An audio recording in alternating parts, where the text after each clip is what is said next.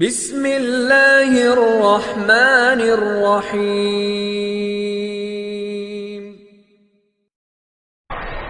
مشہور مفسر قتادہ وہ کہتے ہیں کہ دنیا جو ہے وہ زندگی موت کی جگہ ہے۔ دنیا کیسی جگہ ہے؟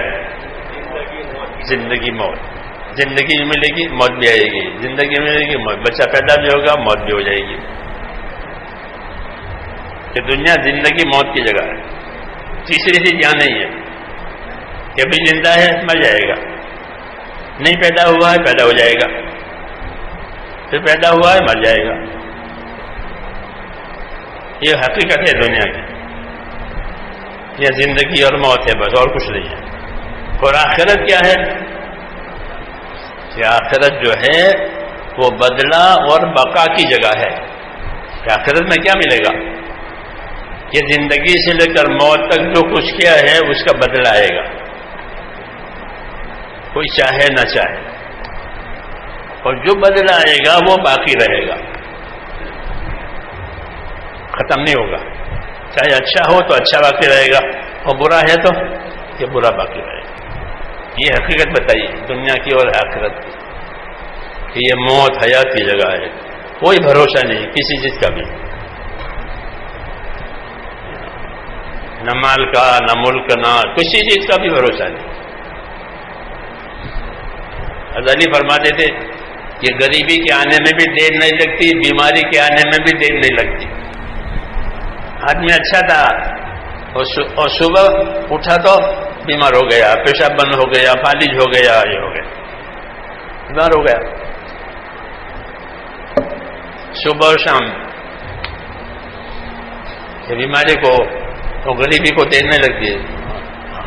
آم کے آن میں غریب ہو جاؤ، آم کے آن میں بیمار ہو جاؤ، کوئی بھروسہ نہیں۔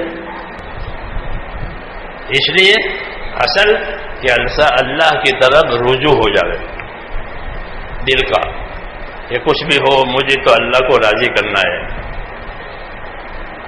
میری اصلی جگہ وہ اللہ کے پاس ہے۔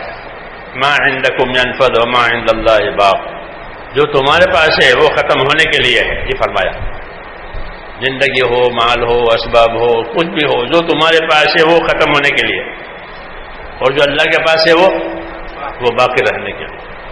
فما عند اللہ باق، یہ قاعدہ بتایا کہ جو اللہ کے پاس ہے وہ باقی رہنے کے لیے، جو تمہارے پاس ہے وہ ختم ہونے کے لیے، چاہے تم ختم ہو جاؤ چاہے وہ ختم ہو جائے، ختم ہونا ہے۔ یہ تو آدمی کی زندگی ختم ہو گئی، تب جو جمع کیا تھا اس کا کوئی فائدہ نہیں ہوا، یا جو جمع کیا تھا وہی ختم ہو گیا کسی وجہ سے۔ تو یہ کہا جو تمہارے پاس ہے وہ ختم ہونے پر ہے، جو اللہ کے پاس ہے وہ باقی ہونے کے لیے تو باقی رہے گا۔ اس لیے یہ فرماتے تھے کہ آخرت بدلہ اور بقا کی جگہ ہے، یہاں بدلہ دیا جائے گا اور وہ بدلہ باقی رہے گا، ختم نہیں ہوگا۔ یہاں جو موسم آئے وہ بھی ختم ہو جائے، جو کمائی ہے وہ بھی ختم ہو جائے، جو زندگی ہے وہ بھی ختم ہو جائے، سب ختم ہونے کے لیے۔ اس لیے دوستو میرے بھائیوں بات یہ ہے کہ دعوت کے ذریعے سے اللہ کی طرف رجوع ہو جاوے، یہ اصل بات ہے۔ ابھی دعوت کس چیز کی ہے؟ کہ اللہ کی طرف دعوت ہے، دعوت اللہ، اللہ کی طرف دعوت۔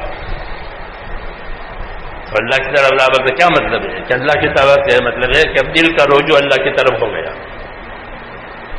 بس کہ ہمارا تو اللہ ہے اور ہم اللہ کے لیے، اور ہماری سب چیزیں وہ بھی اللہ کے لیے، اسی نے دی ہے۔ اس لیے کہا قل ان صلاتی ونسکی ومحیای ومماتی للہ رب العالمین، کہہ دو میری جانی عبادت ہے، مالی عبادت ہے، میرا جینا مرنا میرا اللہ کے لیے۔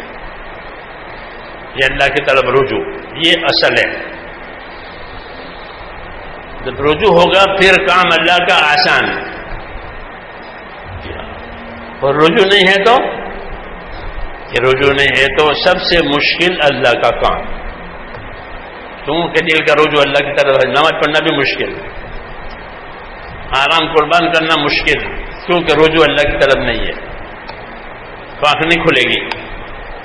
مولانا الیاس صاحب رحمۃ اللہ علیہ ایک دعا مانگا کرتے تھے، جو حدیث کی مسنون دعا ہے، اس سے اس بات پر روشنی پڑتی ہے، یہ بات سمجھ میں آتی ہے جو میں عرض کر رہا ہوں کہ ہمارا رجوع اللہ کی طرف ہوا نہیں ہے۔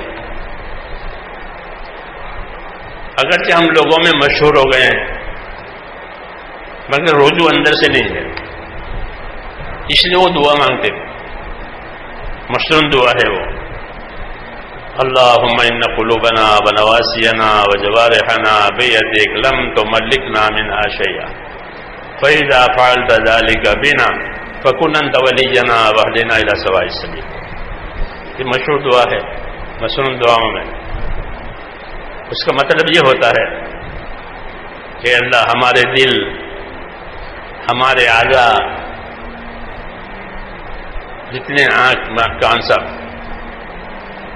اور ہماری سب چیزیں یہ آپ کی ملکیت ہے، یہ اللہ کی ملکیت ہے۔ آنکھیں اللہ کی ملکیت ہے، کان اللہ کی ملکیت ہے،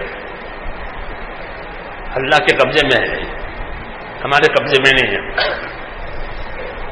اللہ کے قبضے میں ہے۔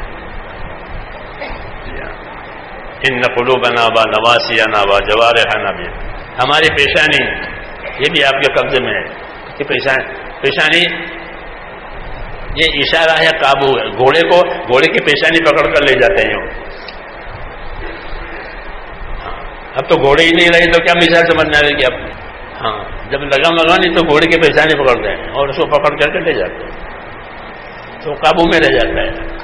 تو اس کا کہ ہماری پیشانیاں بھی یعنی پیشانی کے بال بھی آپ کے قبضے میں، آپ جدھر چاہیں گے ادھر ہم جائیں گے، اب نہیں چاہیں گے تو نہیں جا سکتے، کیوں کہ ہم آپ کے قبضے میں ہیں۔ ہمارے اعضاء، جوارے، ہماری پیشانیاں یہ آپ کے قبضے میں ہے، ہمارے قبضے میں نہیں، ہماری ملکیت نہیں ہے۔ قبضہ تو کیا ہوتا، ملکیت بھی نہیں ہے،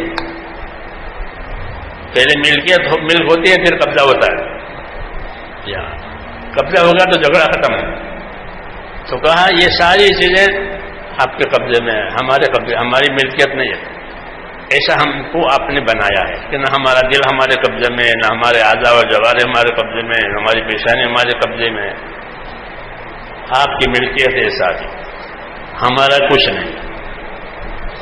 جب آپ نے ہم کو ایسے بنایا ہے تو پھر آپ ہمارے مددگار بن جائیے، کن انت ولینا، آپ ہمارے مددگار بن جائیے اور سیدھے راستے کی طرف ہماری رہبری کر دیجئے کہ ہمارا رجوع سیدھے راستے کی طرف ہو جائے۔ یہ دعا مانگیے کہ ہمارا رجوع سیدھے راستے کی طرف ہو جائے، جو راستہ آپ کے انعامات کا ہے اس کی طرف۔ تو اسی کی ضرورت ہے، اسے وہ دعا مانگا کرتے تھے کہ ہمارا رجوع دلوں کا سب چیزوں کا اللہ کی طرف ہو جائے، پھر اللہ کے انعامات کے دروازے کھل جائیں گے۔ تو آج یہ مشکل ہو گئی ہے کہ دلوں کا رخ اور دلوں کا رجوع اللہ کی طرف نہیں ہے۔ اس کے لیے بہت دعا مانگنی چاہیے، کیونکہ اللہ کی طرف رجوع ضروری ہے۔ رجوع اسے ضروری ہے کہ ایک آدمی مر کر کے اللہ کی طرف جائے گا اور اس کا رجوع ہے، نہیں تو اس کو بھاری پڑے گا۔ روح ادھر کا ہے اور فرشتہ ادھر لے جائے گا، جسے موت کٹھن ہوگی۔ سمجھ میں آئی بات؟ جیسے کوئی جانور ضدی ہے ادھر جا رہا ہے تو بڑی مشکل سے اس کو لانیں گے اور اس کو بھاری پڑے گا وہ، اور رجوع اللہ کی طرف ہو تو یہ تو پھر آسان ہے موت کہ اللہ کے پاس تو جانا ہی ہے کہ ہم تو پہلے سے اسی طرف ہمارا رجوع ہے۔ جب موت آئے گی تو ہماری منزل پوری ہو جائے گی، آ گیا اسٹیشن، ہم تو اسی کی طرف جا رہے تھے، تو موت آسان ہو جائے گی اللہ کی طرف رجوع ہونے کی وجہ سے۔ اس لیے رسول صلی اللہ علیہ وسلم دعا مانگتے تھے، یا مقلب القلوب ثبت قلوبنا علی دینک، او دلوں کے پلٹنے والے اللہ ہمارے دلوں کو اپنی طرف پلٹ دے، ہمارے دلوں کو اپنے دین پر ثابت کر دے، پھر مشکل نہیں پڑے، پھر نہ اللہ کی اطاعت مشکل پڑے نہ موت مشکل پڑے۔ ہاں کہ اصل چیز ہاتھ میں آ گئی تو یہ ہو گیا ہے آج کہ دلوں کا رخ اللہ کی طرف نہیں ہو رہا۔ ہاں وہ دل کے رخ پلٹتے ہیں محنت سے، جس چیز کی محنت ہوگی اس کی طرف دل جائے گا۔ ہاں یہ قاعدہ ہے اگر مال کی طرف محنت ہے تو دل کا رجوع مالوں کی طرف ہوگا. چاہو نہ چاہو مال کی طرف رجوع ہو جائے. عہدوں کی محنت ہوگی تو دلوں کا رجوع عہدوں کی طرف ہوگا. جس چیز کی محنت اس کی طرف دلوں کا رجوع. دین کی محنت ہوگی تو دلوں کا رخ اللہ کی طرف ہوگا.